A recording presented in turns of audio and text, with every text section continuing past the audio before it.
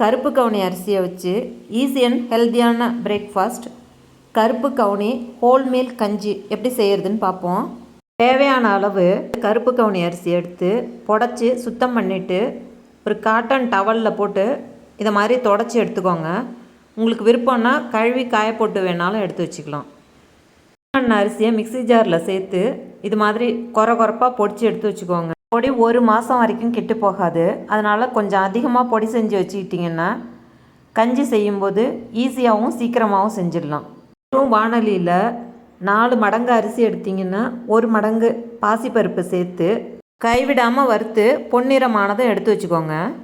குக்கரில் பொடி பண்ண அரிசி 4 டேபிள் ஸ்பூன், 1 டேபிள் ஸ்பூன் வறுத்த பாசிப்பருப்பு, 1 டீஸ்பூன் ஜீரகம், 1½ கப் தண்ணி சேர்த்து நல்லா கலந்து விட்டுட்டு அந்த கரண்டியை உள்ளேயே போட்டு குக்கரை மூடி 2 விசில் விட்டுக்கோங்க. கரண்டியை உள்ளே போட்டு மூடினீங்கன்னா பொங்கி வழியாமல் இருக்கும். ஸ்டீம் அடங்கினதுக்கப்புறம் குக்கரை திறந்து 1 கப் தண்ணி சேர்த்து கலந்து கொதிக்க விட்டு பொடியாக அரிஞ்ச 4-5 சின்ன வெங்காயம், 2 கைப்பிடி அளவு உருவி சுத்தம் பண்ண முருங்கைக்கீரை, 2 டேபிள் ஸ்பூன் தேங்காய் துருவலை நைஸாக அரைச்சி சேர்த்துக்கோங்க. தேங்காய் ஆப்ஷனல் தான், வேணும்னா சேர்த்துக்கலாம். எல்லாத்தையும் நல்லா கலந்து விட்டுட்டு குக்கரை மூடி 2 விசில் விட்டு அடுப்பை நிறுத்திட்டு உடனே ஸ்டீமை ரிலீஸ் பண்ணி திறந்து பார்த்தீங்கன்னா கீரை நல்லா வெந்திருக்கும். ஆனால் பச்சை நிறம் மாறி இருக்காது.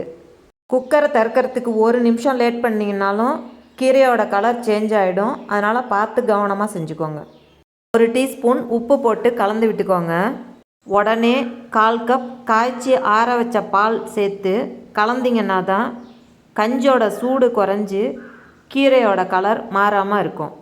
இந்த கஞ்சை உடனே வேறு பாத்திரத்துக்கு மாற்றிடுங்க. அப்போ தான் கீரையோட கலர் சேஞ்ச் ஆகாமல் இருக்கும். டேஸ்டி அண்ட் ஹெல்த்தியான இந்த கஞ்சை காரம் இல்லாதனால குழந்தைங்களுக்கும் கொடுக்கலாம்.